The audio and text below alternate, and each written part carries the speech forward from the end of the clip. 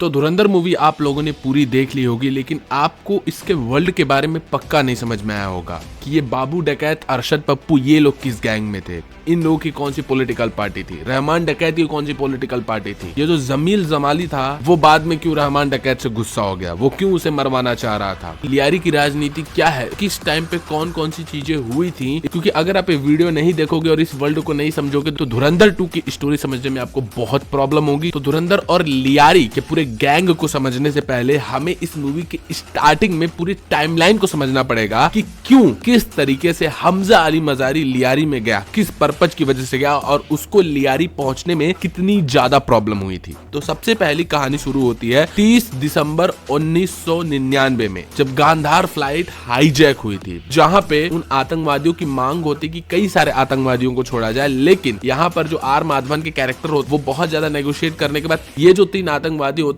इनको छोड़ने के लिए प्लस कुछ पैसों देने के लिए आतंकवादियों को मना लेते और आतंकवादी तैयार हो जाते हैं उस फ्लाइट को छोड़ने के लिए। और यहाँ पर first time R Madhavan character minister of external affair यानी देवव्रत कपूर को एक फाइल देते हैं जिसमें 2-3 मांगे होती हैं, लेकिन उस वक्त ये देवव्रत कपूर जो होते हैं वो इस चीज को निगलेक्ट कर देते हैं। वो मांग जो फाइल होती है उसके अंदर 2-3 मांग के बाद ये प्रोजेक्ट धुरंधर भी होता है, जिसे पहले अप्लाई नहीं किया जाता। उसके ठीक 2 साल बाद आता है दिन 13 दिसंबर 2001, जिस दिन इंडियन पार्लियामेंट पे वापस से टेररिस्ट अटैक होता है। जब इंडियन पार्लियामेंट पे वापस से टेररिस्ट अटैक होता है तो ये बहुत ही ज्यादा ब्रूटल और डेंजरस माना जाता है, क्योंकि पूरे के पूरे टेररिस्ट इंडिया के कोर पार्ट में घुस गए। इसका मतलब वो कहीं भी जा सकते हैं, तो इससे बड़ा इंडिया की इमेज का भी बहुत हार्म होता है और सभी नेता और लोग डर चुके होते हैं। इसलिए यहाँ पर फिर से जो मिनिस्टर ऑफ एक्सटर्नल अफेयर होते हैं यानी देवव्रत कपूर, वो अजित सनियाल से मिलते हैं और अजित सनियाल यहाँ पर बोलते भी है कि मैंने बोला था आप लोगों को ये प्रोजेक्ट अप्लाई करने के लिए, लेकिन आप लोगों ने नेग्लेक्ट कर दिया था। देन यहाँ पर देवव्रत कपूर बोलते हैं कि हाँ मैंने तुम्हारे प्रोजेक्ट को देखा, जिसमें से कई जो मांगे हैं वो अप्लाई करने लायक नहीं है। पहला रूल था वो ये था कि पाकिस्तान को बैंकरप्ट कर दिया जाए। तो पाकिस्तान को तो हम बैंकरप्ट कर नहीं सकते क्योंकि यूएस की बैकिंग है पाकिस्तान को, लेकिन ये जो मिशन धुरंधर है इसको हम भले अप्लाई कर सकते हैं, बट ये मिशन धुरंधर बहुत लंबा है, ये सक्सेसफुल तो होगा ना। देन यहाँ पर अजित सनियाल कैरेक्टर बोलते हैं कि वी हैव नो चॉइस, कभी या कहीं से तो शुरुआत करनी पड़ेगी, क्योंकि आज तो सिर्फ घर में घुसे हैं, कल छाती पर भी बैठ जाएंगे और फिर टूटने के लिए कुछ नहीं बचेगा। तो इस तरीके से यहाँ पे मिशन धुरंधर को ग्रीन फ्लैग दिखा दिया जाता है और यहाँ पर अजित सनियाल 2004 में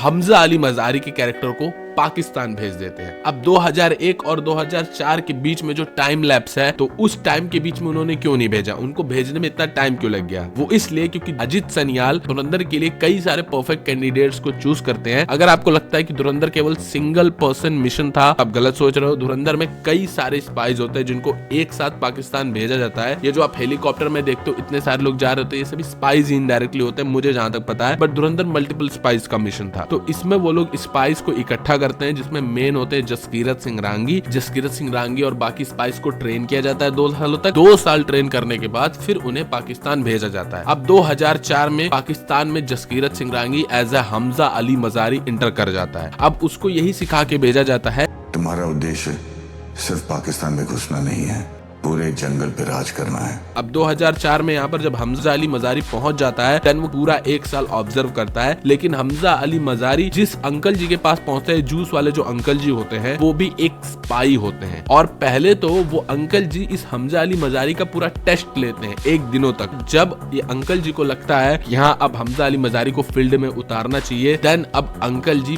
यहाँ के लियारी के पूरे राजनीति को और गैंग को एक्सप्लेन करते हैं। अब मैं भी आपको पूरा मेन वर्ल्ड जो है लियारी का वो अब एक्सप्लेन करना शुरू करता हूँ, क्योंकि यही वर्ल्ड बहुत ज्यादा इंपॉर्टेंट है। तो मैं सबसे पहले पार्टीज के बारे में एक्सप्लेन करूंगा, फिर उसके बाद गैंग के बारे में एक्सप्लेन करूंगा। तो उस वक्त यानी 2004 में 2 मेन पार्टीज होती हैं। एक होता है PAP और एक होता है MMP। PAP मतलब होता है पाकिस्तान आवाम पार्टी, MMP मतलब होता है मुस्लिम मूवमेंट पार्टी। सबसे पहले शुरू करते हैं मुस्लिम मूवमेंट पार्टी से। तो ये जो मुस्लिम मूवमेंट पार्टी जो होती है बहुत कमजोर पार्टी होती है, ये पावर में नहीं होती है और इसी पार्टी का हिस्सा होते हैं बाबू डकैत और अरशद पप्पू। अब बाबू डकैत वही था रहमान डकैत का बाप, और अरशद पप्पू जो कि मूवी के बीच में हमें इंट्रोड्यूस किया जाता है, जो कि अभी मरा नहीं है, जिंदा है, जमील जमाली जब उससे हाथ मिला लेता है, ठीक है। अब वहीं दूसरी पार्टी आती है जिसका नाम है PAP, यही मेन पार्टी है, पाकिस्तानी आवामी पार्टी। इसका मेन लीडर होता है जमील जमाली, यानी हमारे हमजा अली मजारी के ससुर जी। उनके अंडर होता है जो गैंगस्टर, वो होता है रहमान डकैत, जो कि एज अ वोटिंग बैंक के तरीके से काम करता है। मतलब जमील जमाली की मदद करता है पार्टी जितवाने के लिए, और इससे पूरा जमील जमाली जो होता है वो रहमान डकैत को पॉलिटिकली सपोर्ट प्रोवाइड कर रहा होता है। रहमान डकैत की माँ का नाजायज संबंध बनता है बाबू डकैत के साथ, तो बाबू डकैत और उसकी माँ से बच्चा पैदा होता है रहमान डकैत। अब रहमान डकैत जब बड़ा होता है, जब उसे पता चलता है कि वो नाजायज औलाद है बाबू डकैत की, देन वो सीधा जाकर के अपनी माँ को मार देता है कि नाजायज संबंध तुमने क्यों बनाया। लेकिन वो बाबू डकैत से कोई मतलब नहीं रखता है। अब ये जो लियारी होता है उसमें 3/4 मतलब आधा से ज्यादा हिस्सा, 3/4 हिस्सा में रहमान डकैत का कब्जा होता है, और 1/4 हिस्से में केवल और केवल बाबू डकैत और अरशद पप्पू का हिस्सा होता है। मतलब बाबू डकैत और अरशद पप्पू बहुत कमजोर होते हैं, रहमान डकैत ही यहाँ पे पावरफुल होता है। और रहमान डकैत का चचेरा भाई होता है जिसका नाम होता है उजैर बलूच, या उजैर डकैत भी बोल सकते हैं। और यहाँ पर और भी उनके टीम मेंबर्स होते हैं, जिसमें से 2 मेन टीम मेंबर्स के बारे में आपको बता दूं, एक होता है डोंगा और एक होता है सियाही।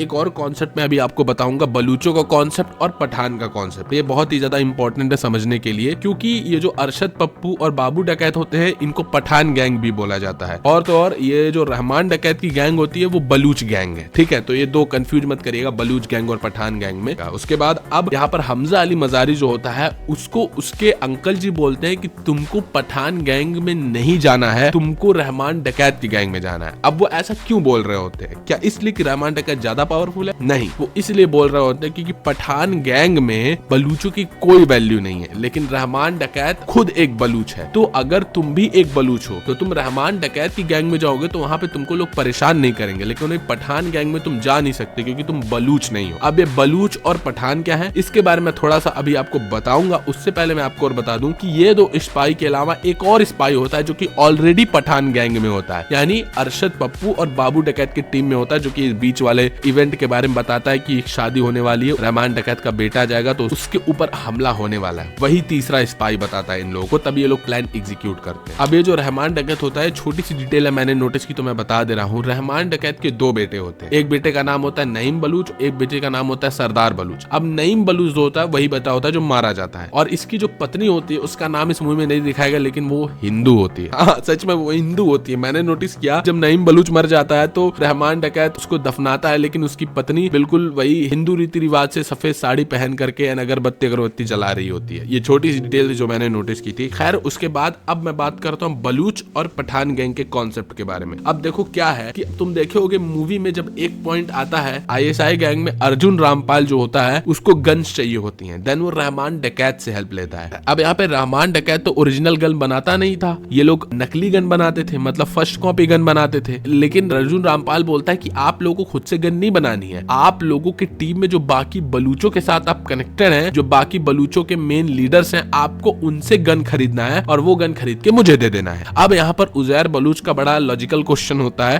तो ये काम आप खुद भी तो कर सकते थे। देन यहाँ पे अर्जुन रामपाल बोलता है बलूच आजाद मुल्क के लिए हम ही से लड़ रहे हैं, वो हमें उनकी बंदूकें क्यों देंगे? देन यहाँ पर उजैर बलूच चुप हो जाता है। अब ये बलूच, पठान गैंग और ये ISI का क्या कनेक्शन है इसके बारे में बता दूं। ये रियल लाइफ घटना में आज भी ऐसा हो रहा है पाकिस्तान में। तो पाकिस्तान में भी पठान वर्ग के लोग हैं और बलूच वर्ग के लोग हैं। अब ये जो बलूच वर्ग के लोग हैं ये बहुत पहले से पाकिस्तान के अंदर ही लड़ाई लड़ रहे हैं कि उनको एक अपना अलग देश बनाना है जिसका नाम पड़ना चाहिए बलूचिस्तान। अब वो लोग बहुत लड़ाई कर रहे हैं इसलिए क्योंकि पाकिस्तान में उनके साथ बहुत जिल्लत की जाती है, मतलब उनके साथ बहुत गलत व्यवहार किया जाता है, उनको दबाया जाता है, मारा जाता है, टॉर्चर किया जाता है उन सभी ग्रुप के लोगों को। तो इसलिए वो अपना इंडिपेंडेंस चाहते हैं। लेकिन यहाँ पर जो रहमान डकैत होता है वो एक बलूच है, इसीलिए वो यहाँ पर जीतता है। इसीलिए बलूचों का उसे इतना वोट मिलता है क्योंकि बलूचों की वो आवाज उठा रहा होता है। इसीलिए यहाँ पर रणवीर सिंह का कैरेक्टर भी एक बलूच का कैरेक्टर ही लिया हुआ होता है, मतलब एज ए स्पाई वो होता है बट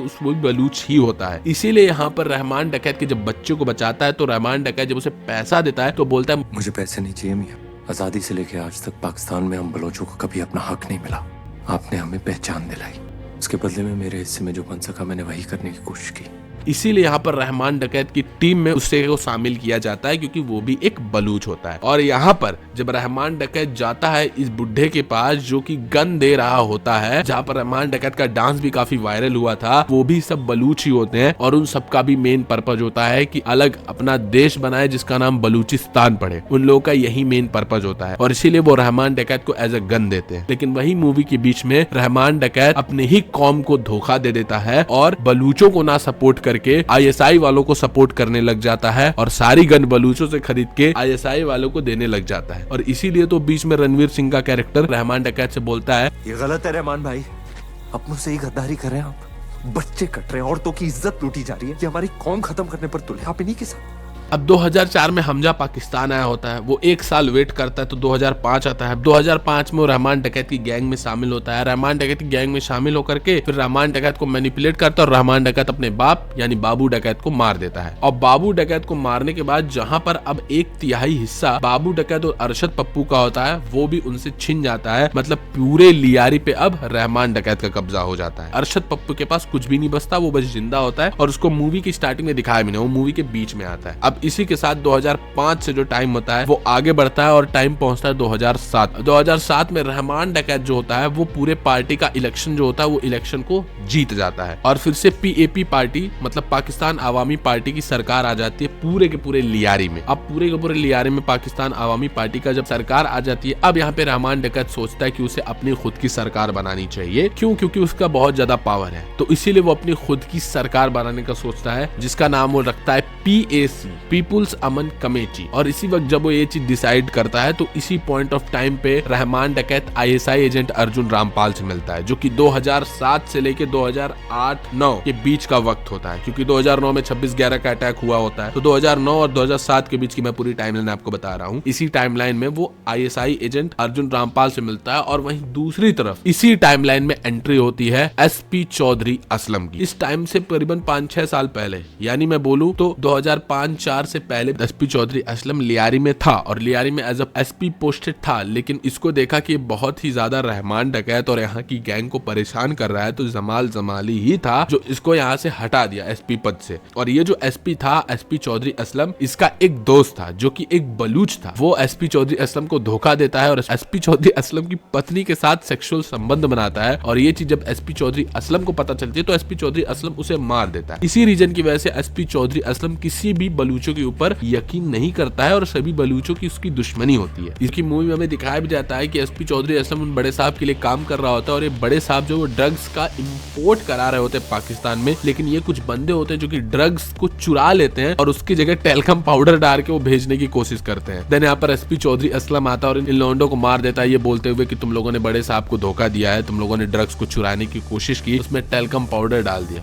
फिर SP चौधरी असलम की इसी पॉइंट ऑफ टाइम पे एंट्री होती है। फिर 2007 बीतता है, 8 बीतता है, 9 आता है और 9 में फिर अटैक होता है 26/11। अब ये 26/11 का जब अटैक होता है तो पूरा का पूरा रणवीर सिंह का कैरेक्टर हिल जाता है, दहल जाता है। इसी 2009 में हमजा अली मजारी की शादी भी होती है और पीपुल्स अमन कमेटी को पावर में लाने की बात की जा सकती है। मतलब पाकिस्तान आवामी पार्टी जो होता है वो पीपुल्स अमन कमेटी के साथ कोलैबोरेशन करने की बात करता है, मतलब गठबंधन करने की बात करता है। सिंपली बोलूं, जमाल जमाली को पावर से हटाने की बात की जा रही होती है। अगर रहमान डकैत पावर में आता तो सबसे पहले SP चौधरी असलम को उखाड़ के फेंक देता। तो उस होने से पहले जमाल जमाली की भी दिक्कत बन जाती है, SP चौधरी असलम की भी एक प्रॉब्लम बन जाती है कि वो अगर पावर में आ गया तो कोई नहीं बचेगा। इसीलिए देखो यहाँ पर जैसे ही अनाउंस किया जाता है कि अब पाकिस्तान आवामी पार्टी पीपुल्स अमन कमेटी के साथ मिलकर के चुनाव लड़ेगी, तो यहाँ पर संजय दत्त उठा के टीवी फोड़ देता है। इसीलिए यहाँ पर सबकी मजबूरी बन चुकी होती है कि कैसे भी रहमान डकैत को खत्म कराओ। देन यहाँ पर हमारा हमजा अली मजारी अपना पत्ता खोलता है, यहाँ पर अपनी गर्लफ्रेंड के पापा जी को बुलाता है चाय पे और चाय पे बुलवा के पूरी बात रखता है कि हमको एक साथ हो जाना चाहिए और रहमान डकैत को मरवा देना चाहिए। और उनसे ये बात बोलता है कि आप किसी के ऊपर भी ट्रस्ट कर लो, सब आपको धोखा देंगे, लेकिन मैं आपका अपना हूँ क्योंकि आपकी बेटी से मैं शादी करूंगा तो मैं आपके हमेशा अंडर ही रहूंगा। बस मुझे लियारी चाहिए, मैं लियारी का डॉन भले रहूंगा लेकिन सरकार आपकी चलेगी, सब कुछ आपका रहेगा। मतलब मैनिपुलेट कर लेता है। फिर यहाँ पर सबकी मजबूरी बन जाती है, फिर सब एक साथ आते हैं। सब मतलब ये थी कौन कौन, SP चौधरी असलम की भी मजबूरी होती है और जमीन कामिल जमाली की भी मजबूरी होती है और हमजा अली मजारी इसका फायदा उठाता है और ये तीनों एक साथ आते हैं 2009 से 2010 की टाइमिंग में, फिर रहमान डकैत को मार दिया जाता है। तो यहाँ तक पूरा का पूरा इसका वर्ल्ड था और फिर इसके बाद धुरंधर 2 में यही कहानी फिर आगे बढ़ेगी। और हाँ, ये बलूच वाली कहानी मैं आपको इसलिए बताया क्योंकि बलूचों का कॉन्सेप्ट अगले पार्ट में बहुत हैविली कनेक्ट होने वाला है। मतलब बहुत लंबी कहानी और थोड़ी पास्ट स्टोरी भी दिखाई जाएगी हमजा अली मजारी की। और अगर इन लोगों ने उरी द सर्जिकल स्ट्राइक्स इस मूवी को कनेक्ट किया तो ये कहानी और लंबी हो जाएगी और बड़े साहब को इंट्रोड्यूस करने की कोशिश किया तो ये मूवी तीसरे पार्ट में चली जाएगी। तो पूरी की पूरी धुरंधर 2 मूवी की